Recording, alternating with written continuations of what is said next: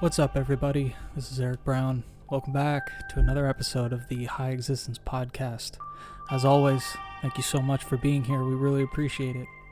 Today we're back with another installment of our dialogue series, where the core team of myself, John Brooks, and Mike Slavin sit down just to riff on the state of the union and what's alive in our worlds right now. Today we've got a fun one. If you've been on the site recently, you might have seen our Transcend the Ordinary line. We take turns riffing on what this is, how it ties into the hero's journey and spiritual exploration at large, and where this is going to take us in the coming months and years. So with all of that said, let's dive right into the conversation.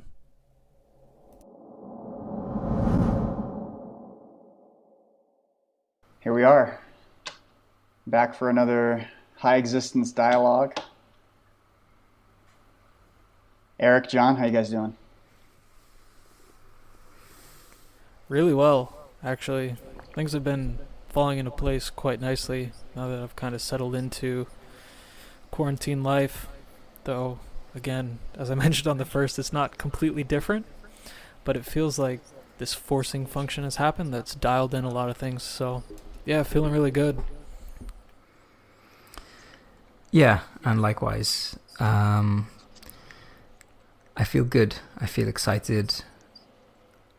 As I've mentioned in previous dialogues, I think that sort of like my whole approach is not so much like how can I not go backwards, but how can I use this time to go forwards. Not stagnating, not stalling, but what are the interesting steps that I could take, the creative steps that I could take to go further forward. And I'm finding that I'm having better workouts now at home with barely any equipment than I was having in like a state-of-the-art gym because of the quality of my intention that I'm bringing to it. So that's been quite a fun lesson. I love that. Yeah, I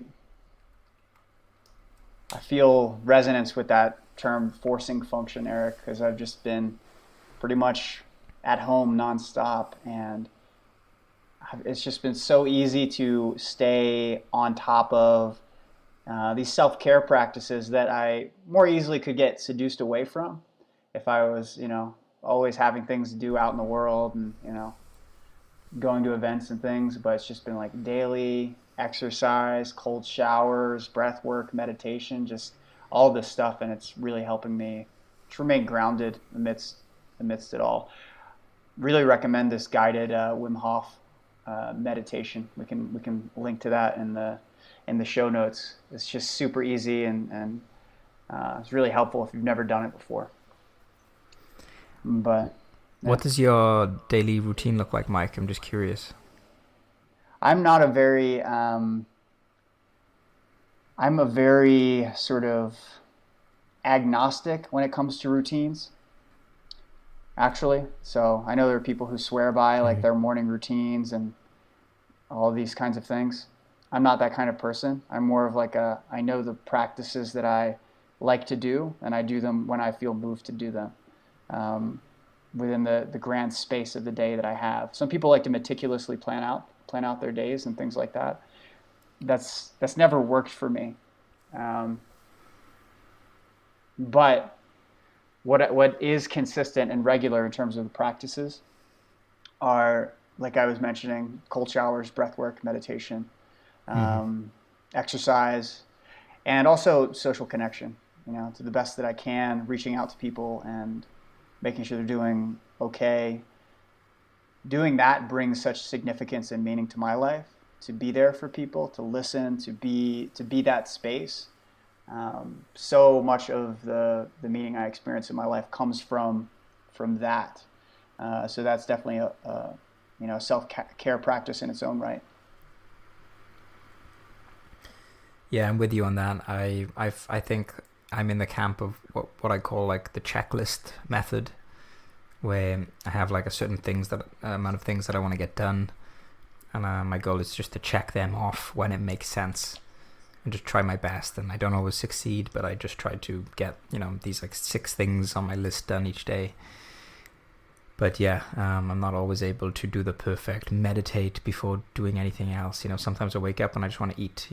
I don't want to meditate and then do all these other things before eating. So I just kind of go with the flow, and I eat, and then I have coffee, and then I meditate, or maybe I don't, I do something else. So I think it's nice to have a bit of flexibility, but I guess it depends what kind of personality type you have. There's not one routine that fits everyone, and there's not one personality that fits every routine. Absolutely.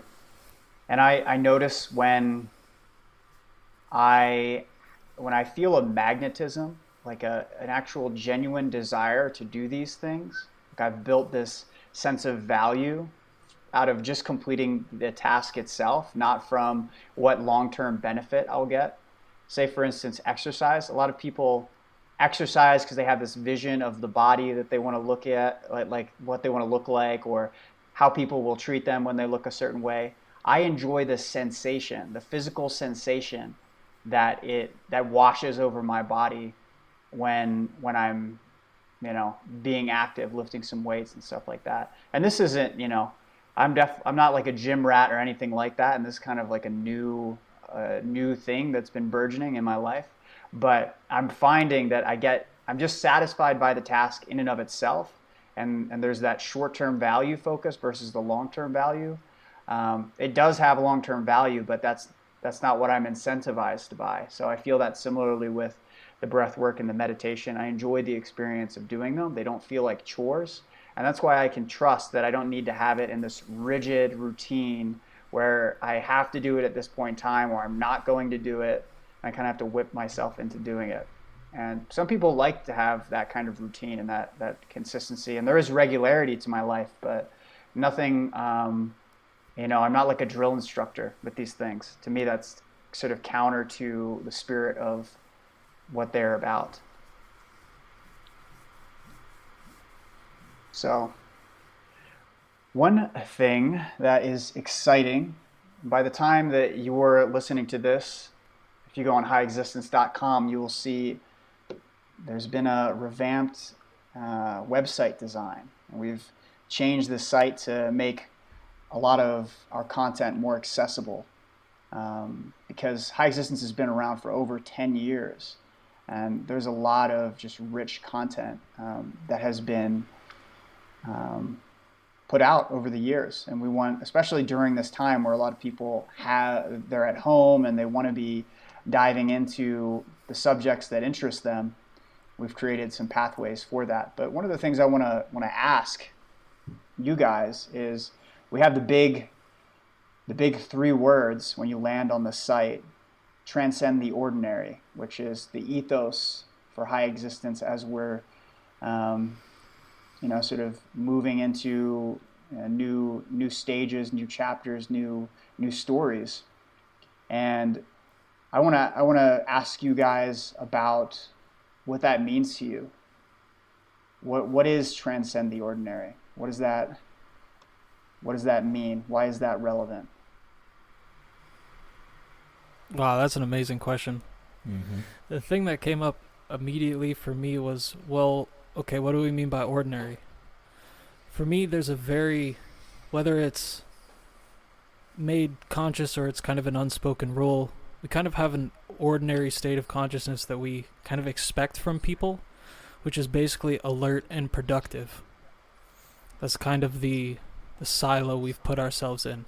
That's why coffee is one of the most consumed things ever, because it checks kind of both of those boxes, right? It gets you alert and it makes you more productive. Michael Pollan actually just put out an amazing piece on why caffeine is capitalism's favorite drug. It's, caffeine is a psychoactive substance, but it's the most socially accepted one by far. So then, okay, so if ordinary waking state is alert and productive, that is such a small sliver of the states of being possible to humans, it's almost hard to overstate. And so if we want to, for me, transcending this is building that awareness period of what is actually possible for you to experience, and then finding the paths or tools, techniques, ideas that actually help you do that. Right, Mike, you speak beautifully about the value and the experience of awe, and I think for some that word has become somewhat empty. Like, what does it actually mean to be like awestruck anymore and just be overwhelmed by the sheer beauty of existence? What does it mean to be like fully and deeply in love? The ordinary is almost disconnected from emotion entirely, right? It's actually seen as it's a flaw in business to be emotional, right? You're not rational anymore and you're not making good decisions. But that is such a fundamental part of your human existence that to have forgotten it really, really saddens me. And I noticed it myself. A lot of my early like teenage and early adult years were spent exactly in this state, and it was really sad to both be in it and to kind of look back on it and be like, wow, I was really closed off from a lot of just my own humanness. And then, a lot of people who find their way to this world, they have this feeling that there's something more possible individually and collectively. This is what Charles Eisenstein calls, the world that our hearts know is possible. And if we ever want to get there, it takes an evolutionary step from where we're at now. So it's a moving beyond, right? It's a transcendence. It's an acknowledgement of where we are now, and it's a movement above and beyond it. And so, yeah, transcending the ordinary is like the rule of life. It becomes normal, and you continue to evolve and grow. So it's very much this motif is very much a flowing with life and actually seeing what's out there and what's possible beyond the kind of limited states of our perception and emotional capacities.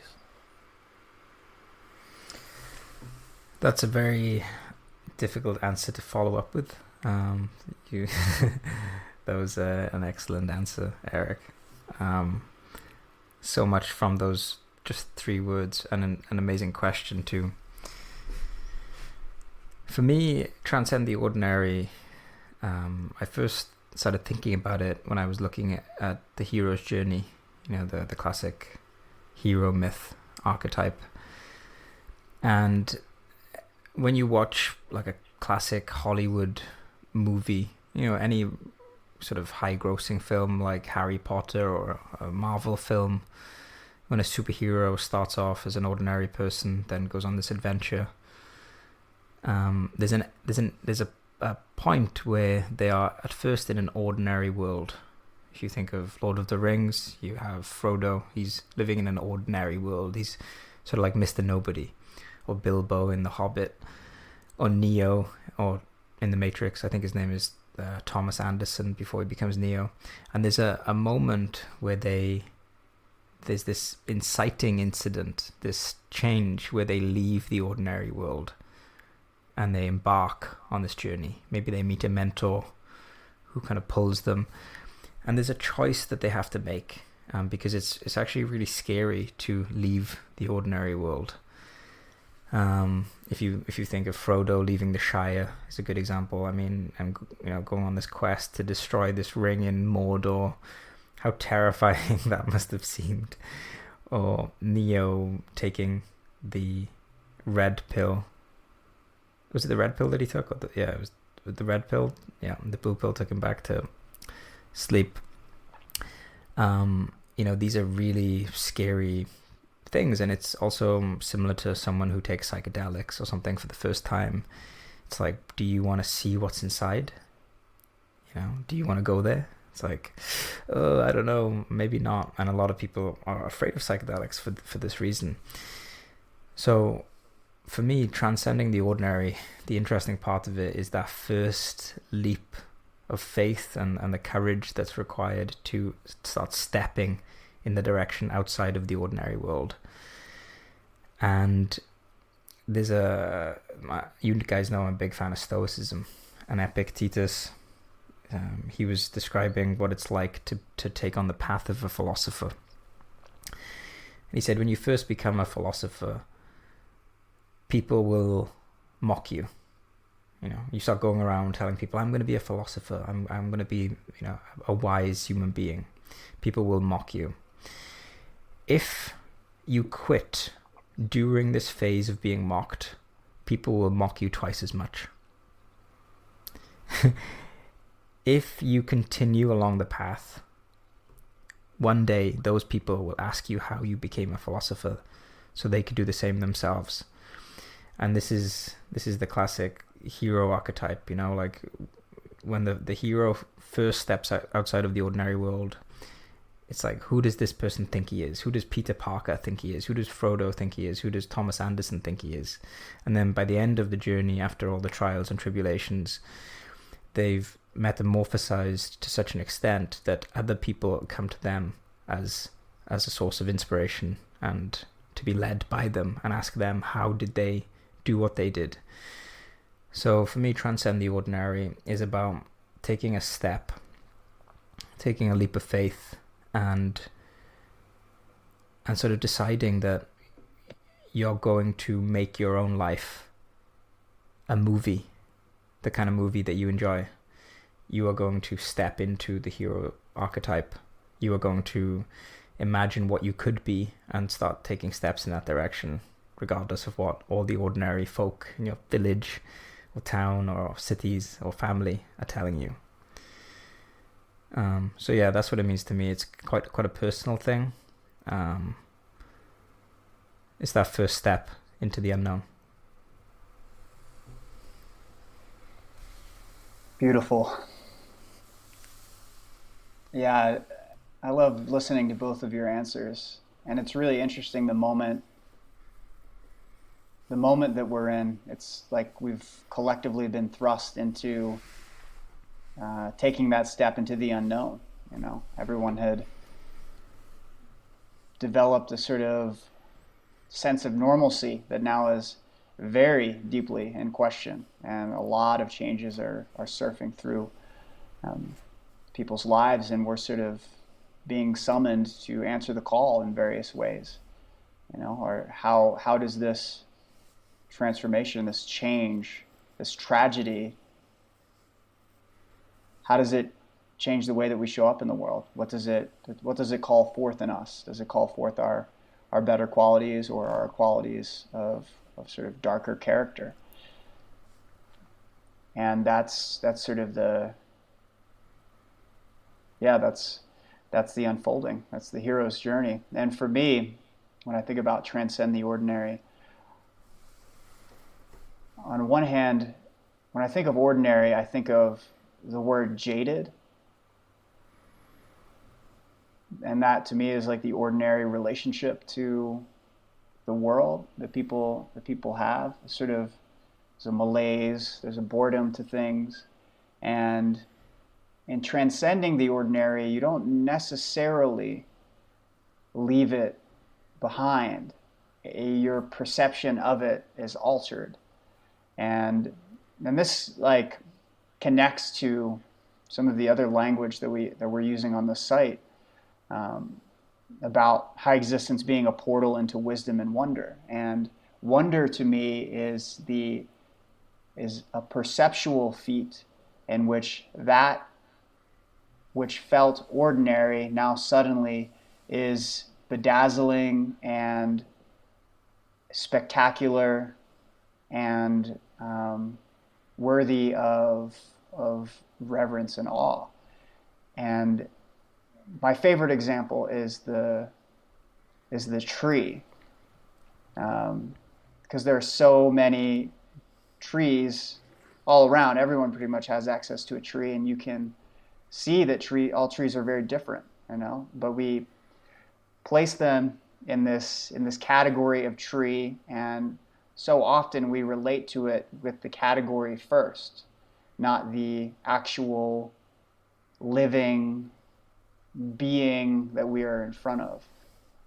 And when you begin to witness and see the world from that perspective of not just a tree, not just this linguistic label that I'm applying to this sensory experience I'm having, but actually letting that sensory experience and its uniqueness wash over you and be moved by it and actually appreciating and seeing its beauty, that's part of transcending the ordinary, kind of waking up from the drowsy, sort of anesthetized relationship to life, and recognizing the just sheer gorgeousness that we're privileged to be a part of.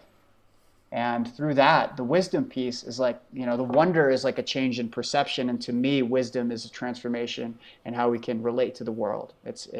We digest the wisdom, and out of that emerges wisdom, which is, or did I just say we digest the wisdom? Or we digest the wonder, and out of that emerges wisdom, which is a way of enacting, a way of relating towards life that is, that allows for a greater stewardship of the beauty we are now sort of more in touch with.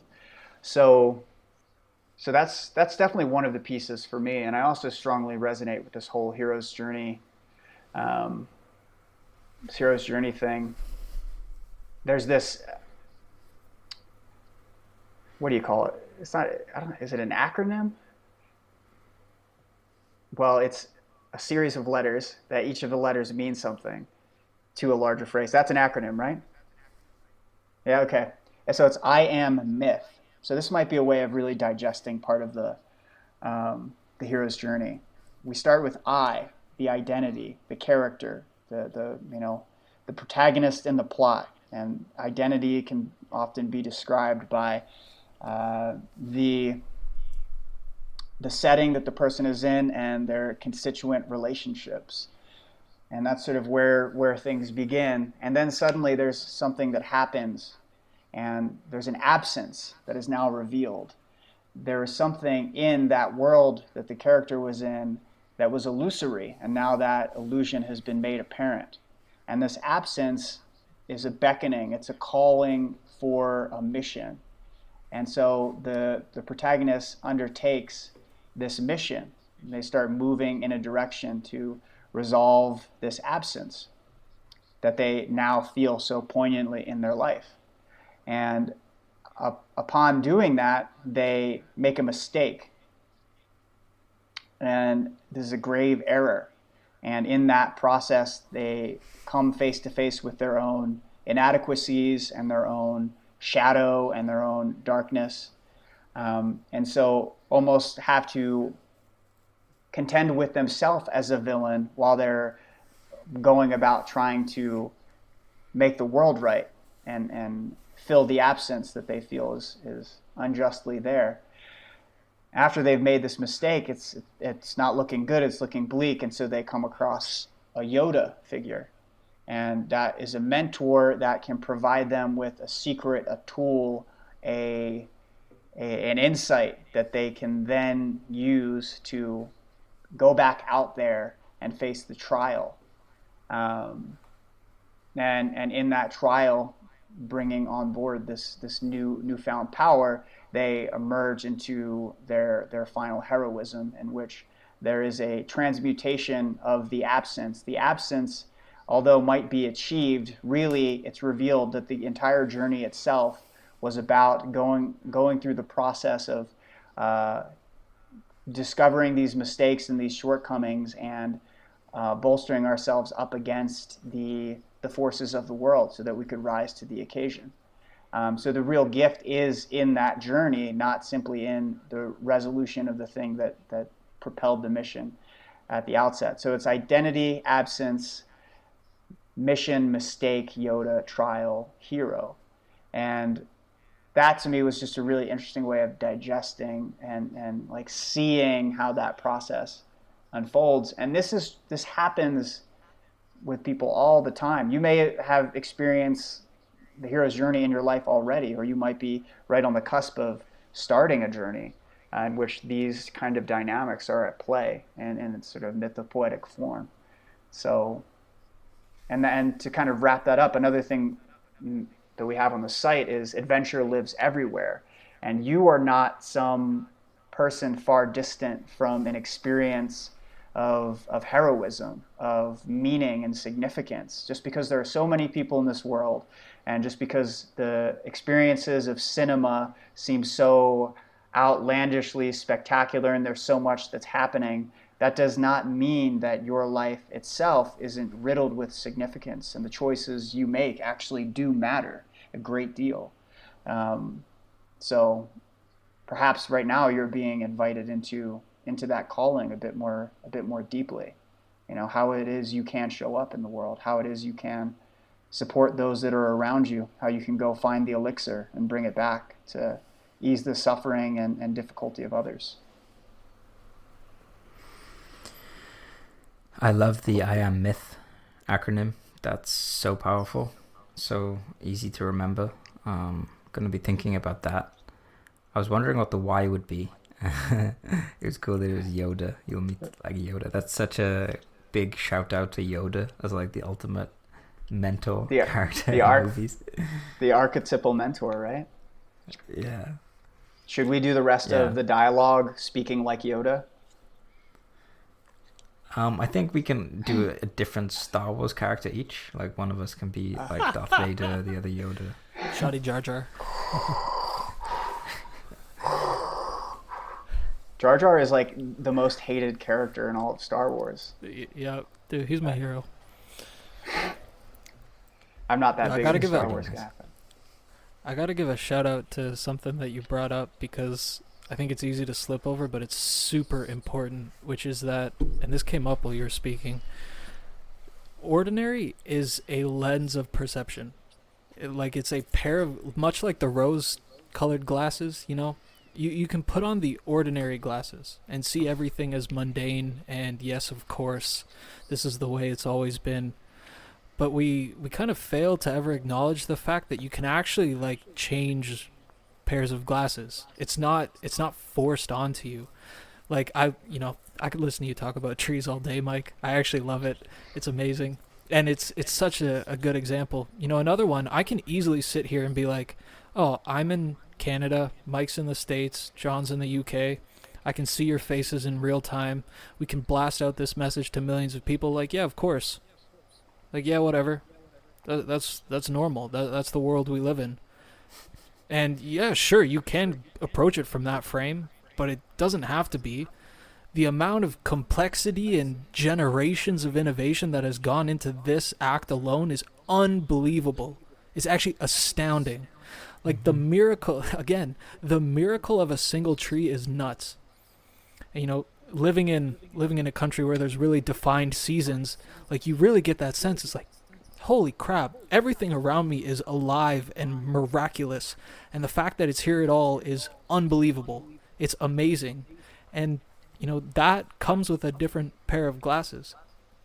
And the journey of it all can actually be quite a bit of work to take off the glasses in every instance, because it's a learned behavior and way of relating to the world that you learn from the moment you're born. Like, yeah, this is super normal. Yeah, you act like this. Yeah, this is how other people are. Yeah, you're separate from everything else. And it's just layers and layers and layers of stuff where it's like, wow, everything is magic. This is amazing. I am so happy I'm here.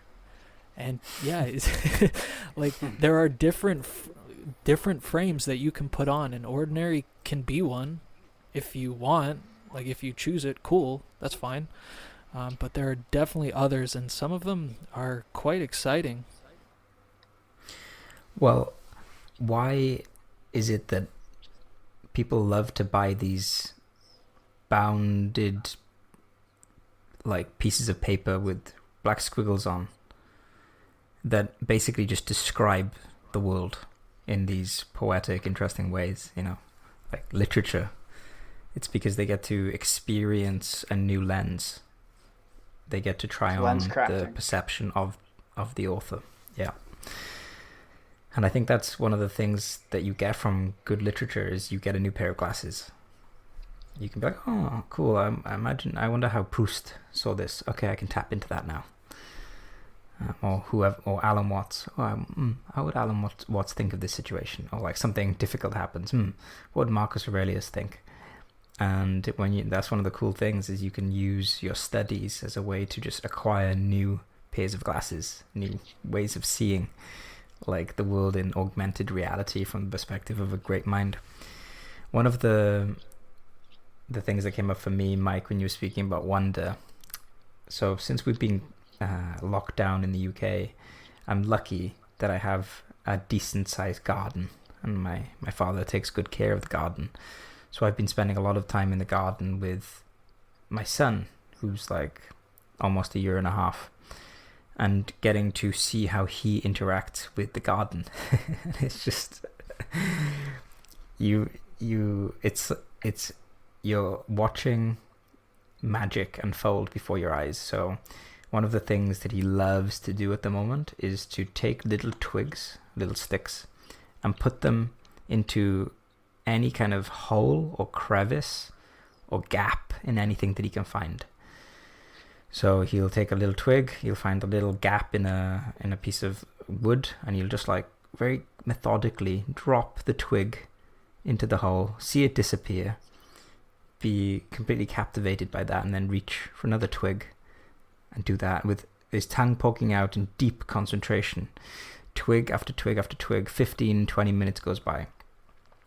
Or he enjoys taking a little pebble and dropping it in this like water bucket that we have and just watching it plop. And I do this 10 times, 15 times, expecting him to get bored, but no. Another stone, drop it in, see it splash. And I mean, it's funny, but why is this funny?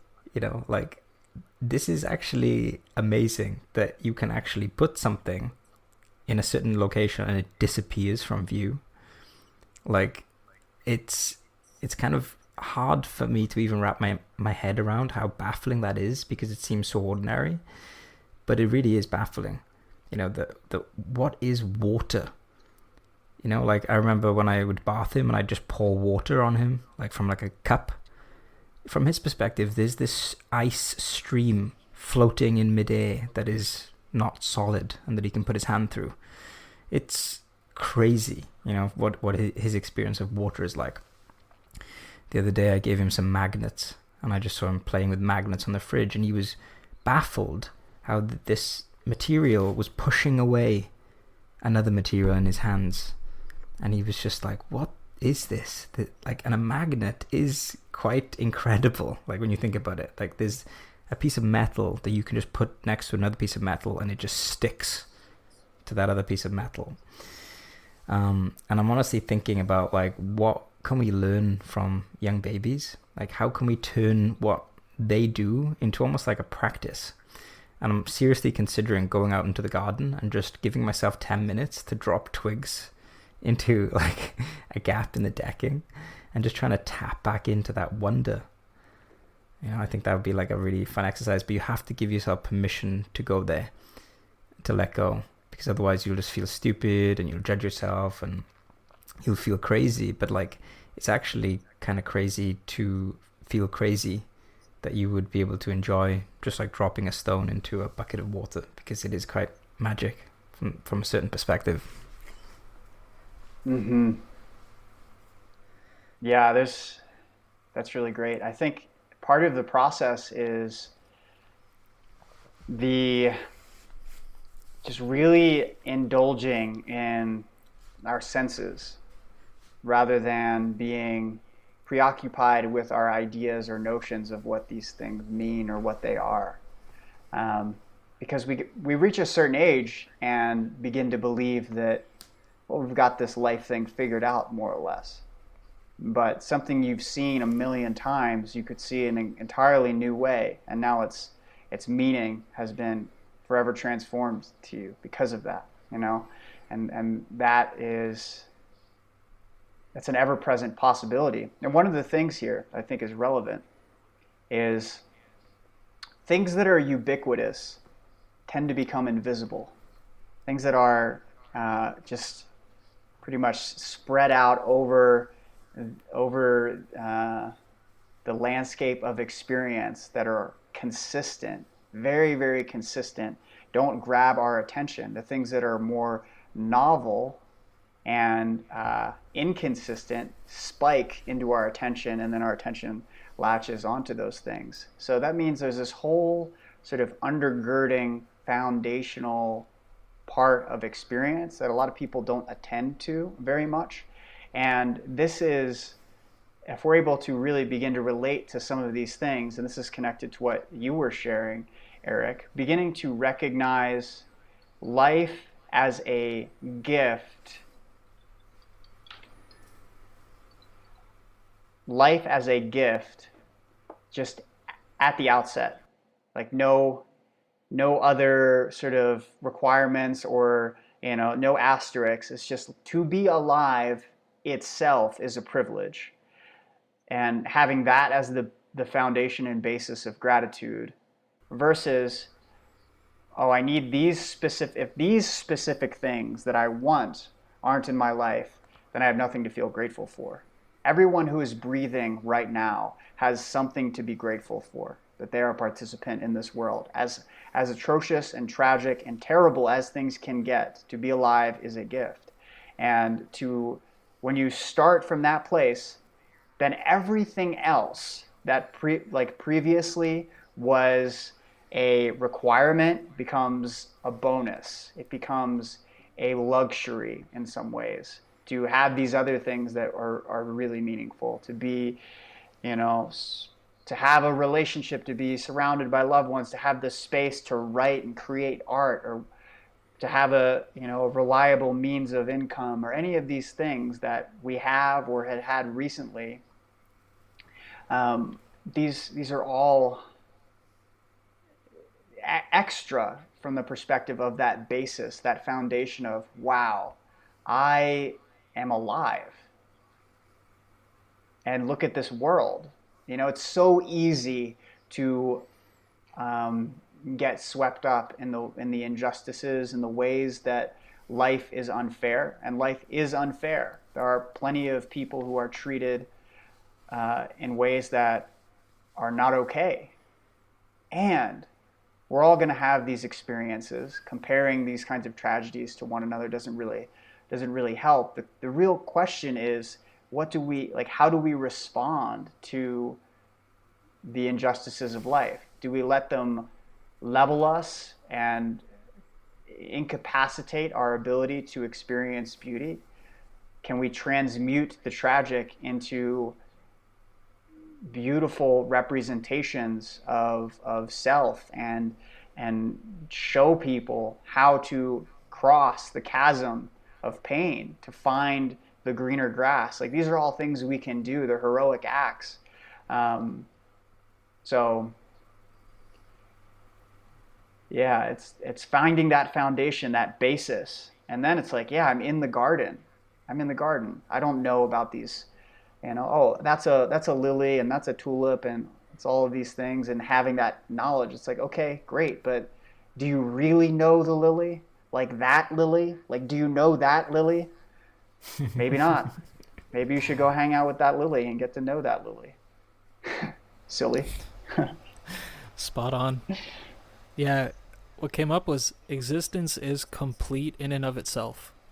Like, it does not fundamentally lack anything. Like, just doing the thing, being alive, is all you need. Like, that is more than enough. Everything else is just, different flavors. But John, your story brought up just a kind of, honestly for me, what seems like a fundamental spiritual truth, which is full immersion in the present moment of your experience is miraculous. Like, just full stop. Like, if you are fully in, whatever the fuck you are fully in is awesome. Like, you can actually be in pain and be like, oh wow, this is what pain feels like. Like, just be totally in it. It's when you get, comparing it to something from the past, like, oh, this pebble drop was different than the last one, then you whisk away a whole bunch of just value that you'd get from being right there. Same thing with projecting it into the future. And this seems to be a common thing that comes up on these kind of paths of awakening. You might go through the classic dark night of the soul, but as people progress and you see in like very advanced teachers, these states of just like bliss and joy and this childlike innocence that you see, because it's like, dude, this is absolutely unbelievable. It doesn't even matter what comes across my visual like field. Like, this whole thing that's happening right now is amazing. It is a miracle, and I'm just here for it. I'm going to show up for it because it's amazing. Yeah. And what? Totally full immersion. What were you going to say, Mike? I was just going to say one quick thing is, it's okay within that whole sort of piece that I was sharing, it's okay to feel like things are missing, but it's grounding that missing in the context of what. So say you're going to bed hungry. It's okay to want a meal, of course. But if you're in touch with the fact that you get to participate in life, that can provide at least a form of nourishment. It's not going to fill your stomach, but it will provide you with a spiritual sort of nourishment, an emotional sort of nourishment that can help you continue on, help you can keep moving forward, so that you can find that meal, so that when you interact with people, you're not doing it from this place of vengefulness, increasing the likelihood that you will benefit from the good deeds and these kinds of things. And so it's okay like to feel like things are missing. For some people, there really are things that are missing in their immediate experience, and it's just grounding that in the deeper recognition that there's you don't like have to be here. Like it's the fact that you are here is relevant to factoring into the equation. It's relevant that you're alive and that you still have a breath, and you can find gratitude as close as your next breath. It's right here to be able to fill your lungs. There are people right now suffering from this virus who can't take a full breath, who are on respirators. And if you're listening to this, likely, hopefully you can have a full breath. And if you're suffering from the illness, hopefully you heal quickly. But just that, even that is something to be like deeply grateful for. So pass it over to you, John. What were you going to jump into? Well, I like this thread of discussion that you started, Mike, on Transcend the Ordinary, which has got us talking about the hero's journey. And one of the things that's so powerful about the hero's journey or myth is that story and metaphor can teach us things that instruction and prescription can't sometimes. It sort of like points the way, it lights up the path. And I would like to continue on that thread and ask you guys, I'm really curious to hear your story. On the hero's journey, there's the classic embark, leave the ordinary world, meet a mentor, and I know that the mentor can come in many forms. And then there's trials and tribulations. I'm wondering how that sort of archetypal road overlays on your own life so far. If there are any things that jump out to you as, oh yeah, that was my, like a big test, like hero's test, or yeah, that was my apprenticeship there when I met that person who took me on a strange adventure and I left my home in that way. Eric, anything come up for you there? Yes, a lot.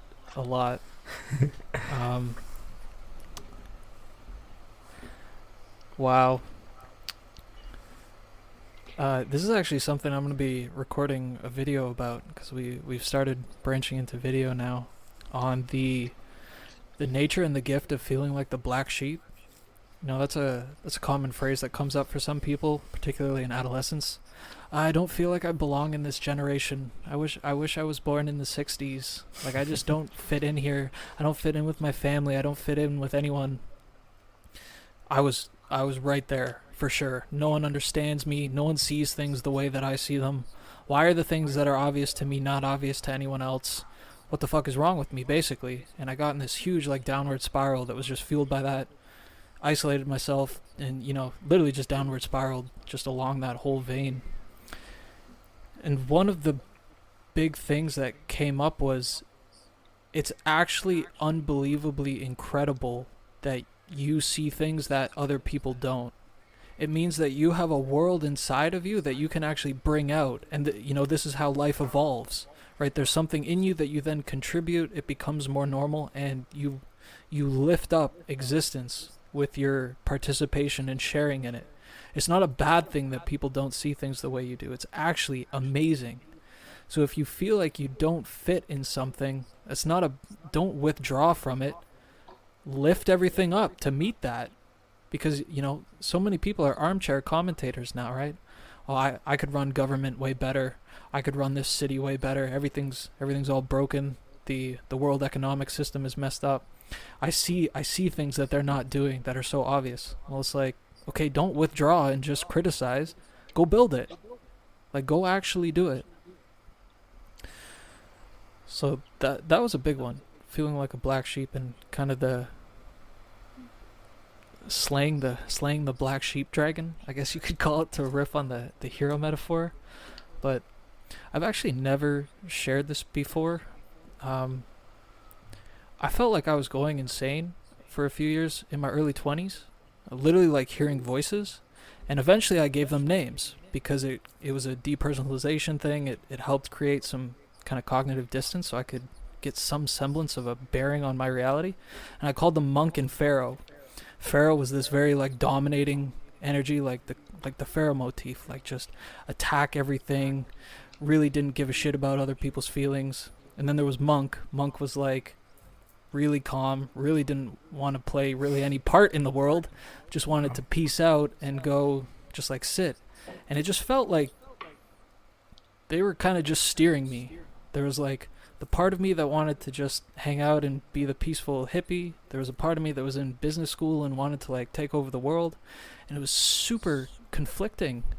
And eventually they actually led me to a deeper understanding of archetypes. It was like, there are driving forces inside of us. I am many, I contain multitudes. There's a lot of impulses inside of you that can push you, and you can channel them effectively. This is the classic like king, warrior, magician, lover, masculine archetype thing. And they became like mentors. They became like stewards, compasses that I could use to run things past. And so it can, a lot of these journeys can have Yoda figures, but you also have them inside of you, right? The shadow is also an excellent tool, ally, sometimes force to be reckoned with on the path as well. But yeah, honestly, those were the two things that came up when you asked that.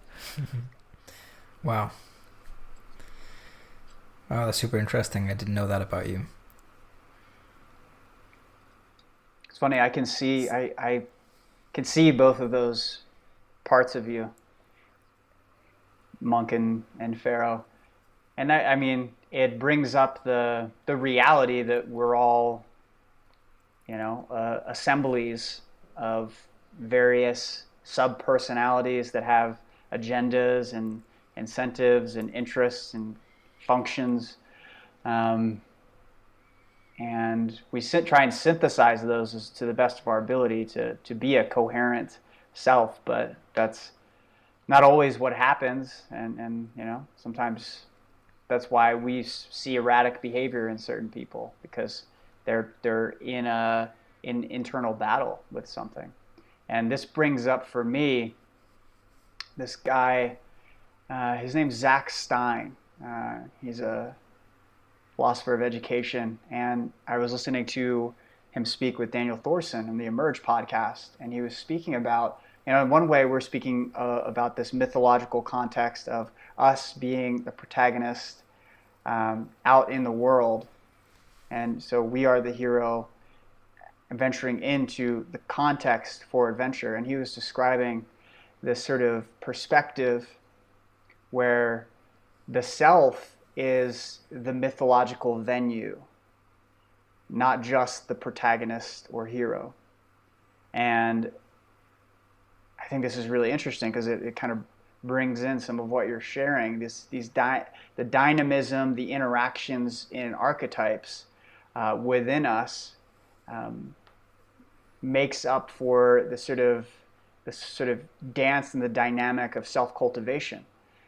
We aren't just this, I am this kind of person and I'm moving in this direction out in the world. We are a venue in which these opposing forces are struggling and at some point in time have to find a way to integrate to actually be effective. So I think that's just a really interesting way of thinking about it. And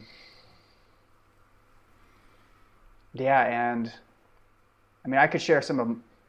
I mean, there's lots of pieces from my history that align with the hero's journey. The one that I'll share is relevant to HighExistence in some way, because back in the day, before I was on the team, I was a serious fan of HighExistence. I was like the 71st or so like user on the forum, and I was very early days, stumbled upon it using Stumble Upon, and yes, and I was interacting with the forums, and I met this guy Phil who was working on his own web project called the Feel Good Lifestyle, and eventually we, built a strong enough relationship that he offered to invite me to move out to Boulder, where I still live, to help him like grow the thing that he was working on. And I was just about to wrap up college, and to me that was just like such an exciting and enticing opportunity. But I had never been that far away from home before. Even when I went to school, I was only 30 minutes away. It was just a quick car ride back to see my friends and family. And I had tight social network. I had, close-knit relationships with some family members. So to leave was leaving the ordinary world and venturing off alone and basically exposing myself to a completely new environment in which to sculpt my identity. I was cutting myself free of more or less all the things that I had previously been defined by. And that in that liminal space, it is in some ways terrifying because who am I going to become? But also incredibly rich with possibility and excitement, and trusting myself that I feel that this is the direction I need to go. Which, by the way, we're kind of in a collective moment of that right now. We were saying before, everyone is shifted out of the ordinary, and that creates a malleability that normally wouldn't be present. It's opened up a lot of space for sculpting identity in people, and there are those terrifying prospects, but also the really beautiful promises of possibility. So that's just something to reflect on in your own life right now. But back to the story that I'm sharing, I just remember arriving here and being so just enamored by this town and just the natural beauty, and then getting to work on projects that were meaningful and exciting to me. And I think it started to get difficult when it was like the level of work that we were doing, the kind of relationship we had to productivity at the time was very unhealthy, and was kind of like it was too hustle focused. It was just as much as we can. We had this thing called the greatness shift, which was, a few nights a week we would work from like 9:45 to past midnight and just put in those extra hours because we knew other people weren't up, putting in those hours. It was like that whole kind of mentality, ideology that's out there. And which, in the midst of it, I started to feel the way that was kind of making me feel like rigid and not fully, like I wasn't flourishing because of that kind of context. And then I came across I.M M.Y.T.H, and he gave, like I talked about in the last dialogue, the kinds of tools that he afforded me allowed me to, even before my context changed, to develop a degree of flow and spontaneity towards things that let a lot of the friction begin to dissipate. And then eventually Phil and I decided to part ways, and then I was kind of off into the great unknown. once again, and then began the process of starting my own business and sort of riding solo, which, you know, through various detours and experiences, I eventually arrived at, you know, where I am today here. So that's kind of like a, you know, high level view. There's different levels of magnification I can get into with it, but I think most importantly, it was that feeling of almost self-inflicted abandonment, where I was in between I was in the valley in between my old world that I knew it wasn't the right soil for me to grow into the fullness that I felt possible within the seed of myself.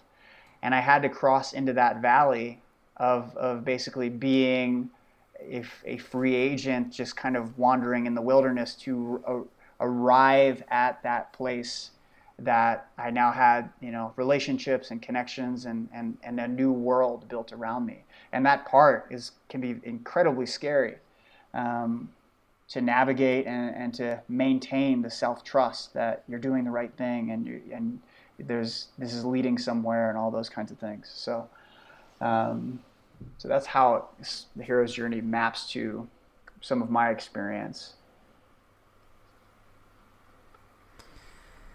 I was just curious to dig in a little bit deeper on the greatness shift, and sort of that sounds quite intense. Like, definitely a good experience to have. Like, how did you change your relationship to work to it being more like flow based?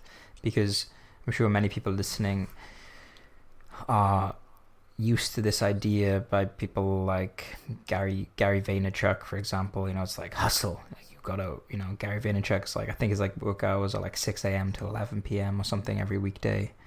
You know, and it's that kind of hustle. And then there's the Elon Musk. You know, if you work twice as many hours as your competition, you'll just beat your competition. You know, there's that culture of, you know, tons of work, tons of hours, tons of productivity, and you'll get success. So I'm just curious, what changed for you, and how did it change, and what can we learn from your experience? Yeah, it was intense, and it was a worthwhile experience because I really got to push my limits and kind of see what I was made of.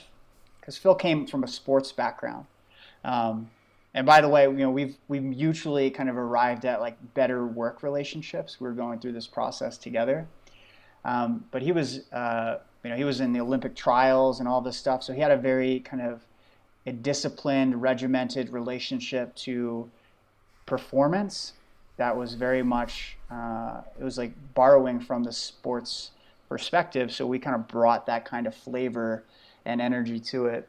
And I definitely, there was a real pendulum swing where I disengaged entirely from that manner of working, and just kind of like got way too loose, than what was good. You know, it kind of like inverted the extreme when you want to find the middle way, and that's kind of the path that you know, sometimes that's the way things shake down. But I started to, one of the real important things that I started to gain greater discernment. I wouldn't say yes to things that I felt like would be a real brutal struggle to get through and to complete.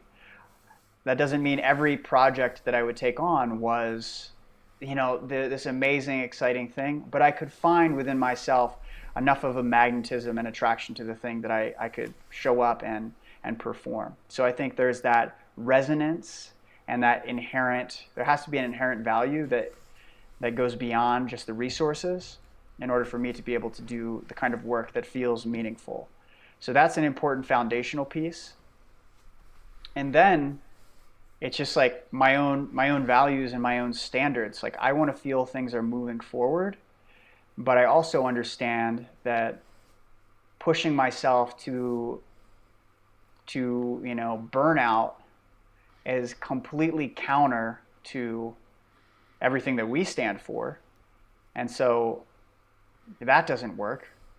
It's just like there's a cultural importance as well. And I'm just unwilling, like I have this relationship with myself where it's like, there's the child and then there's the like mature adult man, and they're in dialogue, and if the man's going to do something, I have to bring the child on board. He has to come along for the ride. I can't just like lock him in the closet or leave him in the car seat, or anything like that. It has to be a co-participatory kind of thing. Otherwise, it's just a recipe for misery.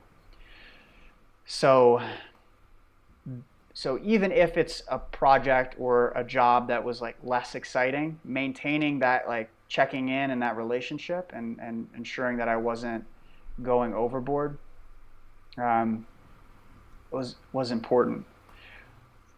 I'm not sure if the level that I'm speaking at is answering the question from the place that you asked, John. Like if you're asking for more sort of tactical or strategic things that people can apply, but I'm just kind of inspecting like how is it that things have transformed. Because when you think about people like Gary Vee, I mean, he might have like just different kinds of chemicals running in his body that makes it like I can just, when you feel the energy that he's got, the dude's just like firing on all cylinders. And I don't think everyone has that same kind of, they have different kinds of constitutions. Kind of related, we've talked about this in the dialogues before, where people give advice coming from their context, not understanding that they're so close to their own gifts that other people can't necessarily apply those things. This isn't to say Gary doesn't have valuable and useful advice. He does. And I think, he does champion emotional awareness. So if you are, working yourself to a pulp, you should inspect that and work that out. But yeah, I mean, I can continue to turn over these stones and think about how my relationship has changed to work. But I'm curious if I'm in the area that you're kind of asking around. Yeah, this is all super useful. The most important thing is that we get thinking about these things. So before I spoke to you today, I might have had, for example, like this assumption that hustling and so-called greatness shifts are the recipe for success. Now, after speaking to you, I'm going to question that. I'm going to think about it. Maybe actually there's another way. And one thing that comes up is with people like Gary Vee or whoever else, certain games that people play are just so interesting to that particular person. So if you think of like the game of making money, it's not that Gary Vee is like miserable and depressed at work, just grinding out the hours. He's playing a game. He's playing a game like you'd play The Sims, and you'd be acquiring money on The Sims, or you'd be like doing missions on a Grand Theft Auto or something. He's playing the game of acquiring money, and he loves that game. Like there's no doubt about it. He loves that game, and not everyone wants to play that game. I know a guy from school, and he was like making and selling computers when he was 13. He was making $50,000 checks when he was 15.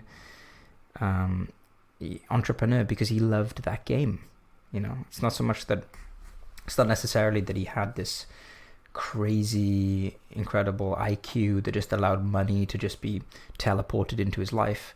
He just, from a young age, when everyone else wanted to play the game of sport or actual video games or dating, he wanted to play the game of entrepreneurship. That's what really took him into flow state. So yeah, that's what comes up for there. And then on the topic of like the hero's journey, last time we spoke in Dialogues 3, we spoke a lot about learning. And I've been thinking about the hero's journey. There's an element of the hero's journey that's sort of there's an external reality, that co-creates the hero's journey with your own internal reality. So, for example, if you take Frodo in Lord of the Rings, if he wasn't ready in Lord of the Rings to respond the way he did to Gandalf, the film wouldn't have been a film. He would have just carried on life, and he would have just been like one of the other people in the Shire and would have just carried on life. There would be no story to it. He wasn't forced to take the ring and go to Mordor. He kind of co-created it. Like, there was an opportunity that he decided to grab. And I think that if you think about it, last time we talked about learning as a meta skill. You know, when you learn how to learn, you can learn anything, and you can get better and better every time you learn a language. For example, if you've learned 10 languages, that by the time you learn the 10th language, you're going to be so much more efficient than on the first or second language, because you have this map of learning. Well, I think we are presented with mini hero's journeys from the moment we're born. And in the same way that we go, when we go to ride a bike, we learn how to ride a bike. We kind of pedal and we wobble and we wobble and we fall. And then we try again, we pedal a little bit further, then we fall. And then suddenly we hit this nice sort of stride where we stay on the bike and we have this perfect balance. And it's that moment of balance when we have learned how to do the hero's journey properly from all the previous trials and tribulations and failures. That is the stuff of myth. And that is the moment that you are ready. So I do believe that the hero's journey is something that we are practicing from a young age. We are presented with opportunities and we fall off the bike. Presented with opportunities and we fall off the bike. We can look back throughout our life to mentors and challenges and calls and trials and enemies. But there's usually one or two main hero's journeys in your life, and that was the time that you were most ready to actually go on the mythological journey and go all the way full circle to the completion. So that's what's coming up for me there. There's a line by Optimus Prime that greatness rarely comes to us at a moment of our choosing. Nice. And that's what came up there, where it's like, and this is the essence of flow state as well, right? Where challenge meets skill, and like it has to continue to increase. You get a little bit better, and to stay in it, the challenge needs to increase proportionally. The thing that came up in your learning conversation right there was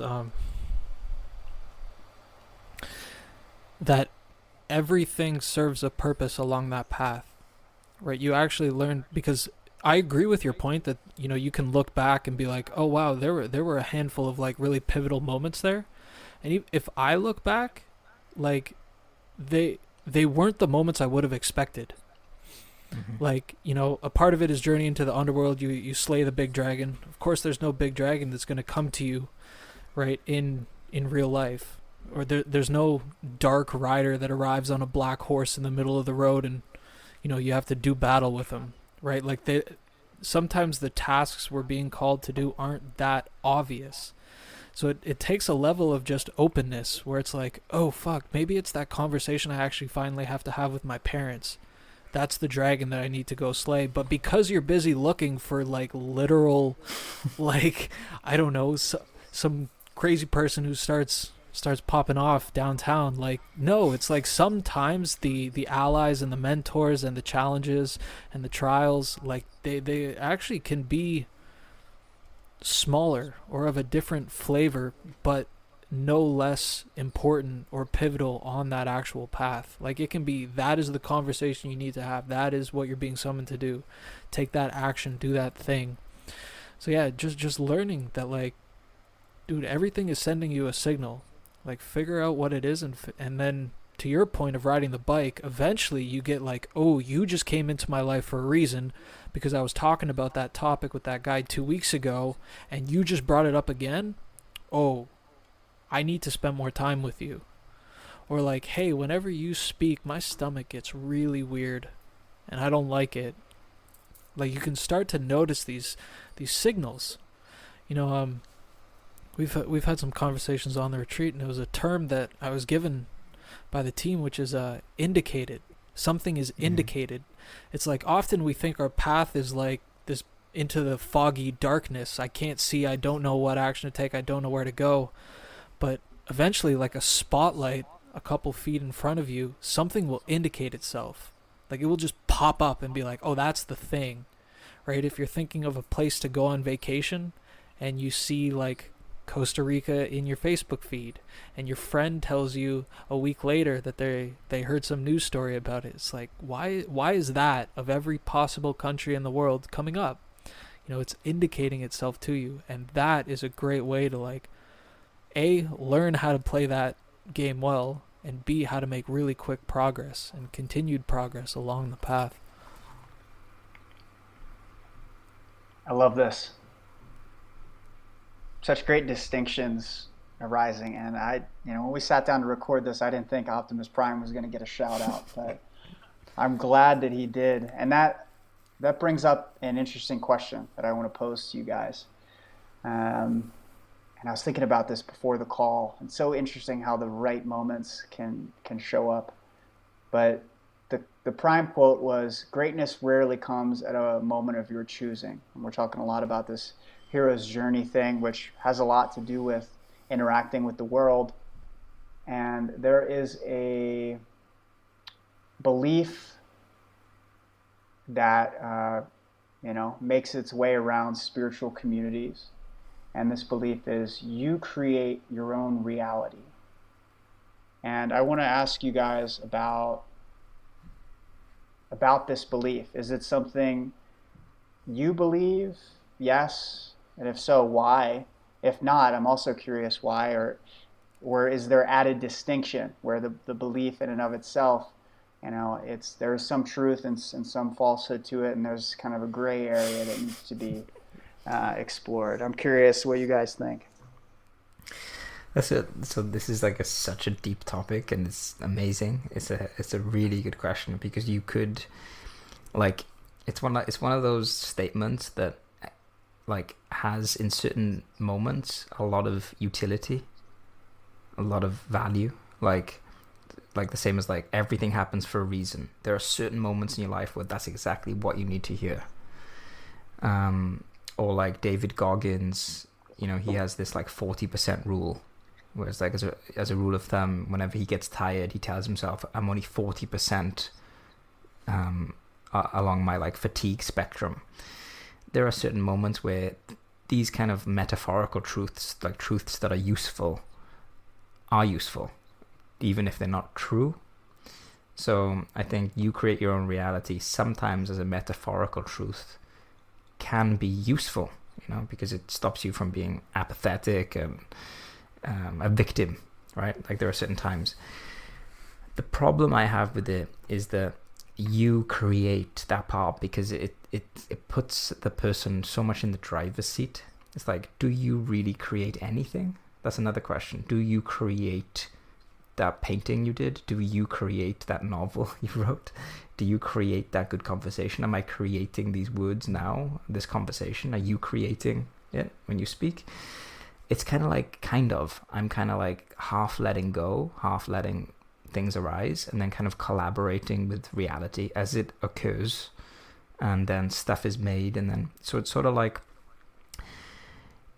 a dance, so you create your own reality, I think is an interesting one, because I don't think that I'm going to take this like, yes, I'm going to create my reality, everything's going to be in its place, I'm going to live on this yacht and have this girlfriend and everything, in this house, and I'm going to create my reality.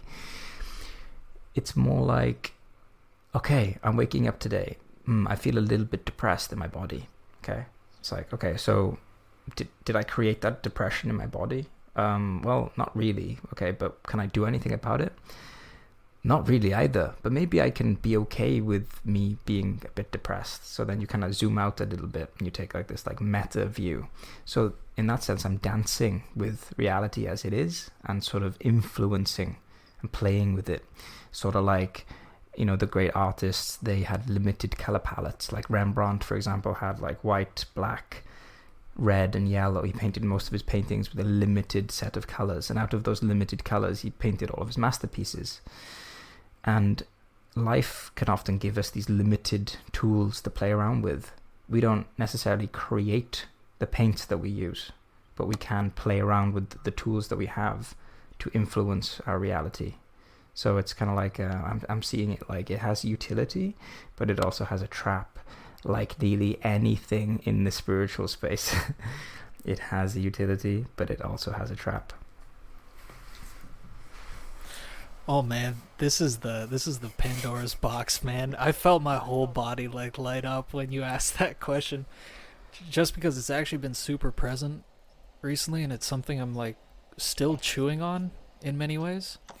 Something that really tipped the scale was literally last week. I was listening to Jamie Wheel talk, and he actually traced back the kind of origin of that idea, which is super helpful if you're going to parade it around as, you know, the mantra to live your life by. You should know where it came from. And so he makes the case, he basically gave a history lesson, and it's like, back in the time when kind of the Christian worldview dominated everything, you know, the God was the omni-God, right? Omnipresent, omnibenevolent, omniscient, right? Like, could do everything, knew everything, and was all good, right? And so then the world was trying to justify, well, why do shitty things happen to good people, right? If this God that can do anything and knows everything and is all good, why on earth would he ever let that happen? That there's a like a logical inconsistency somewhere there. And the answer they came up with was, well, it was my fault. I fucked up somewhere, and I deserve it. And so that is where the I created this situation came from. It was trying to reconcile this like almighty thing that apparently just forgot about me. And so it was almost like, it was just like a cop-out. It was like, yeah, well, it's your fault. And it got switched kind of to like an empowering narrative where like, yeah, you know, I create this, and it was actually, it just came originally as a, justification for why bad things happen to good people. But, you know, the big thing here is, to John's point, it's a lens, right? It's a lens that can be super useful, but it can also be a huge trap. The place I stand on it right now is like, there is no you creating anything. That's kind of been where I'm at. 'Cause, you know, like, here's a really quick example. If you sit and meditate long enough, you eventually realize that a lot of your thoughts and impulses just bubble up. Yeah. Right? When did you choose to think that thought? When did you decide to do that act? You kind of didn't. It kind of just came up by itself, and life is kind of emerging through you. And you're just this kind of instantiated puppet that goes and acts it. So I actually agree with what John was saying, where it's like, it's actually not you doing a whole lot. Like, to take credit for your life, whether it's good or bad, is almost fundamentally incorrect, because you really didn't do much. And my real hobby horse on this one is the kind of myth of the self-made man. You know, we live in, particularly in individual cultures like Western culture, it's, yeah, the self-made man, I pulled myself up by my bootstraps and I built my empire, right? Manifest destiny, the American dream. And there's a whole lot that you can just poke holes in that, right? It's like, well, let's say you're a knowledge worker, right? Your experience in your mind makes you all your money. Well, you had to get educated. Did you educate yourself? Like, no. Teachers did, and your family did, and your society did. So you can't take credit for that, which is the source of like all your wealth. And then it's like, well, you need air to breathe, and did you come up with that? Like, no, nature did that for you. Like, actually nothing about you is self-made. You kind of just showed up for the process that pushed you along. Like, to take a lot of credit is really, I don't think, accurate. Like, it's kind of just like life is bubbling up and expressing itself in a whole bunch of different ways, and it's just playing out, and you can just watch it happen, right? You can kind of just watch the movie unfold from this kind of first person perspective. But to say that you are creating any of this, I'm not sure I'm sold on that just yet. Yeah, I want to add one thing on top of that as well, because we kind of, me and you, Eric, we're agreeing on a lot, but we are kind of not touching too much on the positive side of it, and we both did say that there is a positive side of it. I think what you can think of is it could be a good exercise to sit down and think, if I could create my own reality, what would that look like? Like, that could be a very useful exercise. Then when it comes time to actually manifesting it, if you're attached to that outcome, like any outcome that's subject to fortune and randomness, you are basically doomed to suffer. Like, the Stoic perspective is internal goals, set, and we're going to do workshops on Stoic goal setting soon, but it's this idea of you have an aim, you have this reality that you wish to create, but your goal is only your daily action. Like, what can I 100% do today that randomness and chance can't get in the way of, that if I do, I'll be happy with? And if that goal is, I would like to make enough money so that I don't have to be stressed about my financial situation. So you map out a plan. Okay, here's what I need to do. I need to save more. I need to do this. I need to do that. Providing you do those, even if you don't actually climb out of the financial stressful situation, you don't care, because you've hit the internal goal, which is more related to your intention. I'm actually trying to do this. I'm actually trying to take the right steps. Same as if you have a relationship and it's not going well, can you honestly say that you have the complete power to create the reality of a flourishing, happy relationship? No, obviously not, because you don't control the other 50% in the equation. But what you can do is you can decide to show up compassionately. You can set the internal goal of showing up compassionately, the internal goal of listening. So I do think it's a good exercise to think about, what kind of reality would you like if you could create it. But in terms of being attached to any outcome, I think that's where the trap is. Thank you for bringing that up. That was like a good catch. I do want to say I definitely live every moment like I do. Like, the alternative is basically a victim narrative, right? I'm not in control of anything. Well, and this full circles back to the lenses of perception that we were talking about, which is, I think, what most people mean when they say they create their reality. There's a global pandemic going on outside.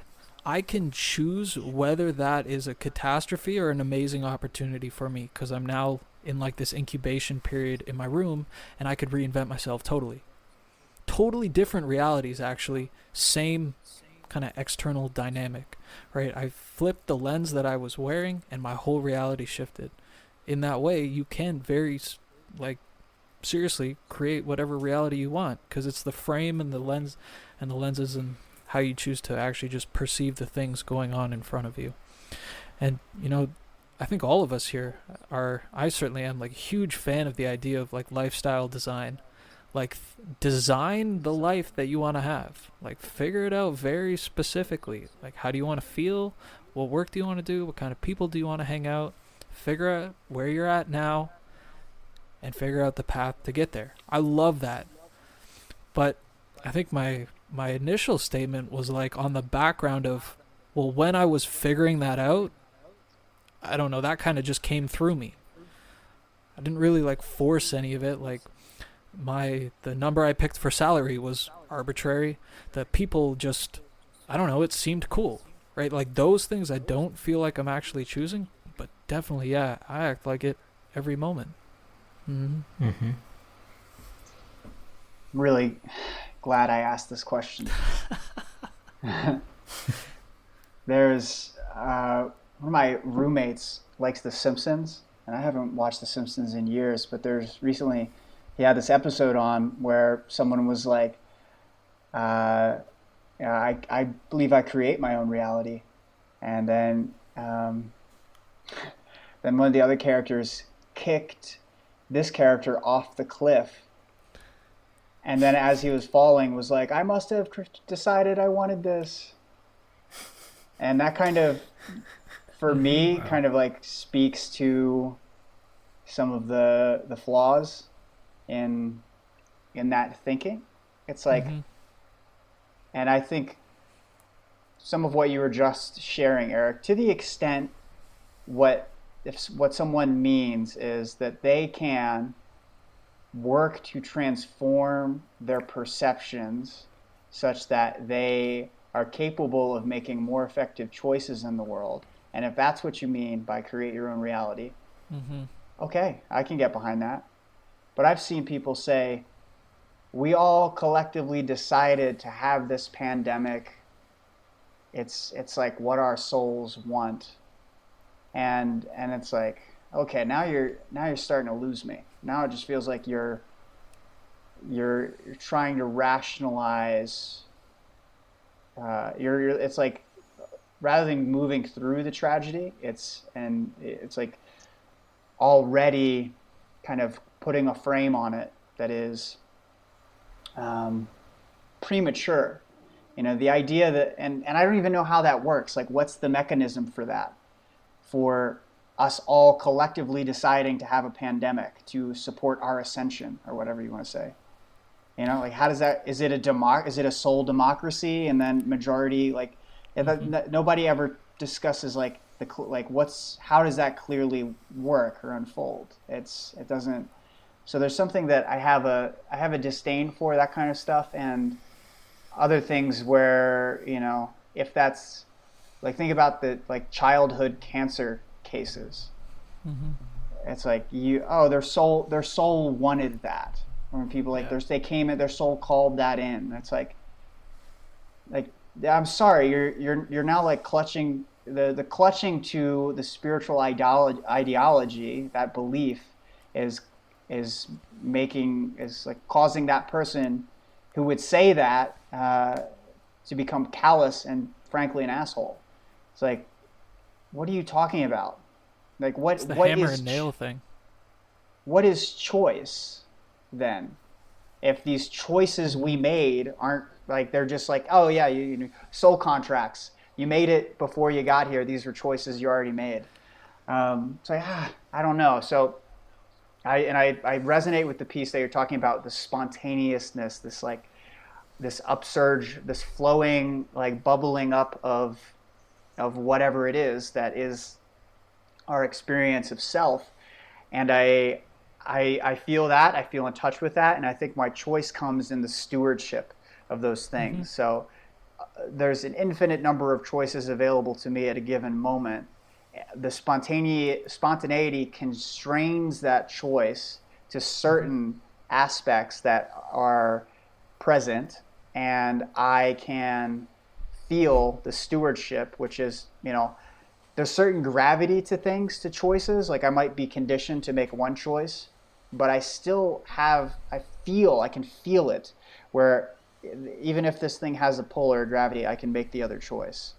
And so there's something about the spontaneity kind of limits things, and then there's still a capacity for choosing that I sense in myself, and that is worthy of cultivating. You know, Mm-hmm. so yeah, it's. I think where I will land is we have co-creative capacity, and it, like you were saying, John, it's a dance. There is, it's always been co-authorship with life, and to the Mm-hmm. extent the idea you create your own reality helps you pick up your pen when before you were just letting life do whatever it does, and that engages you in a creative way where you actually feel yourself up against life, sculpting it in a way you've never done before. Great, but it like there's a risk of finding yourself feeling like a god in a solipsistic bubble, believing that you created everything that you see, um, Mm-hmm. which, from certain perspectives, you can like arrive at a place where that feels true. But the discipline for people to arrive at a place that feels true and not like basically seduce themselves into back padding spiritual narcissism is, you know, few, it's like few and far between. So Co-authorship. It's co-authorship. Yeah. And life can make other plans. And you touched on something that I believe, at least right now, to be true, which is a lot of the people who might hold this frame as like the be all and end all, right? You have a hammer, everything is a nail, it all fits into the boxes. They probably haven't actually gotten over the hump of solipsism. I think people actually get stuck there on that frame. Solipsism being like, I'm the only thing that exists, and everything is just energy and I process it through my senses, so literally I create the world in that way. And it's like, yeah, okay, that's a compelling intellectual argument, but your heart knows that it's not true. Like, period. And you can kind of get out of that pretty quickly, but you get stuck in the, well, I create my heart too, and the way my emotions feel, and so therefore it still holds. But it's like, no, man, like, if you can get over that hump, like, that's not fully true. I think that's great. That's a great distinction. Yeah. Yeah, because it really, like, that perspective, it can crush the dimensionality of the world. And like, there's a real beauty in being able to interact with other sovereign beings and not feeling like, oh, that's just me. That's me. It's like, yes, we're all one, but that's another person. Mm-hmm. It's another person. It's not just you. It's not just because what people do is they transpose their ego and the way that they function onto others. They don't have the discipline to understand the real like variety of the way that people can function. It's called the typical mind fallacy. It's really interesting because we have the tendency of projecting the ways that we function onto others. So don't want to make it flatland, man. There's just such beauty and real reverence for understanding that other people are other people. So many spiritual traps. It's a good sort of framework, John, you brought through earlier. Of there's utility and then there's traps. So we could do a whole investigation on that. Well, I brought up earlier the film The Matrix, because I just think that The Matrix, you're watching the Buddha's story told in a sci-fi kung fu action movie. Really, when you watch The Matrix, it's worth watching and rewatching. And in The Matrix, Neo gains the power of seeing the code of the Matrix and manipulating it. Yeah, and if you look at Star Wars, there's the Force, the ability to manipulate reality that the Jedis have. Well, when it comes to creating your own reality, I do think that there are certain powers that we all possess that we don't even realize we possess. Mm-hmm. And the classic image that comes to mind is that when, of course, Neo says to Morpheus, do you think one day I'll be able to dodge bullets? And Morpheus says, no, Neo, I think one day you won't even have to. And a lot of us are stuck in this sort of paradigm of like, you can create your own reality. You can be like happy all the time. That's dodging bullets. There's this whole other thing that you don't even know about, where you won't even have to dodge bullets at all. So an example of that would be a lot of the people who say, you can create your own reality, and they go around smiles and rose-tinted glasses all day. Like, to me, that's almost like petty stuff.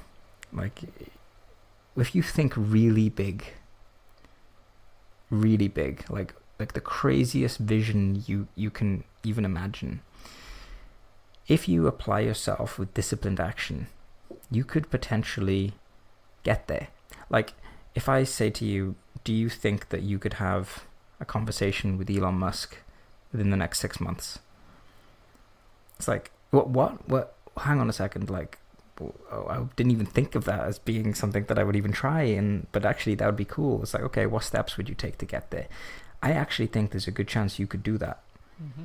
And if you didn't, I'm sure you'd learn a hell of a lot along the way, And so I do think we tend to underestimate how much we can create epic realities for ourselves with the right kind of disciplined action and thinking big.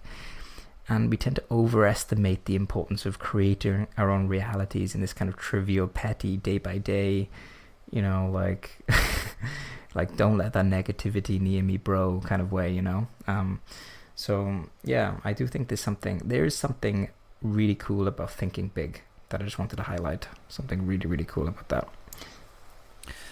That was amazing. I fully agree. That was spot on. And this seems to be the fundamental truth of any tool, technology, technique, frame, perspective, is like, as the power behind it increases, it can go either way. It can have the potential to do the most amazing stuff ever or the most harm ever. This is like a universal truth of just any tool or technology. It's ambiguous, right? The axe can chop down a tree that was about to fall on your neighbor, or it can chop up your neighbor, right? It's your own discernment and skill and virtue that dictates that. And all of this stuff falls into it, right? Social media, amazing potential. The internet at large, right? Incredible potential, right? Also incredible destructive power, right? Same thing with like spiritual truths.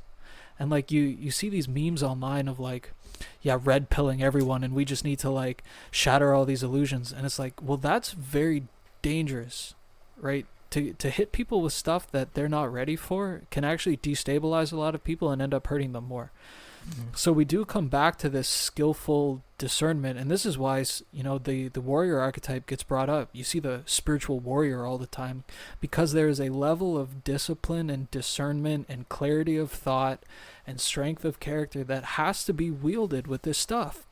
Because you can get some stuff here that is like a katana that cuts through all the veils of Maya, all the illusions, right? You can get every lens of perception that you need or would want, and you can do serious stuff with that. This is like psychology. The deeper you go in psychology, the more you can help people or the more you can manipulate them expertly, right? And really do a lot of traumatic harm, right? But it both just came from a knowledge of psychology, right? Fundamentally ambiguous. It's what are you actually going to do with those things, and can you be skillful enough to wield them properly? That is the big thing. Yeah, I know that's a very important issue for you as well, Eric. The whole how can we use technology in a way that it isn't akin to giving deadly weapons to children? Yeah, and one thing that I think is relevant here, I just want to highlight from my perspective, because I don't want to give people the impression, that I am a reductionist or like hyper-rationalist or anything like that. I actually have tremendous space for the magic and mystery in life, and I think synchronicity, mythological significance, these things, like you can exert a lot of shaping power on on the story that you live. It's subject to co-creative forces. It's not just you that is there. And so that's really the piece that I want to highlight. Yeah, and really all I have to say to your comment, John, is there's Daniel Schmachtenberger's line of we have the power and technology of gods, and without the love and wisdom of gods, we self-destruct. And we are increasingly the progression of exponential technology, it's already happening, and it's very scary, and it's moving very quickly. So we have to be just as fast and quick at rapidly leveling up individuals, societies, and global collectives to meet that, because we've seen time and time again throughout history and throughout myth, like what happens if you're a child wielding a very big sword, and it almost never goes well. Yeah. Well, I think we've been talking now for an hour and 40 minutes. As always, I love these conversations. I was wondering, Mike, if since we started this conversation talking about the new homepage on HighExistence, if you wanted to wrap up with some action steps so people can actually know, obviously, where to find it and what they should play around with on the site first. Sure. Yeah, so it's more than just a new homepage. So there's a lot of spaces to explore. So when you land on the site, you'll have the option to sign up for the newsletter, which if you're not on already, you should get on that, because otherwise you're probably missing a lot of great content that we publish. Then you're going to see the latest articles and podcasts, and then some of our top all-time articles, and some of the transformational experiences that we're offering. And what's really great about the sort of new setup is that you can explore across different categories. So like we said, HighExistence has been around for over 10 years. So there's a lot of timeless wisdom that is kind of buried in the vault that a lot of people, even our people who have been readers for the past 2-3 years, haven't seen. So we've surfaced a lot of really great content. So if you're interested in meditation and mindfulness, or psychology and happiness, or productivity, there's these categories that you can jump into and begin to explore.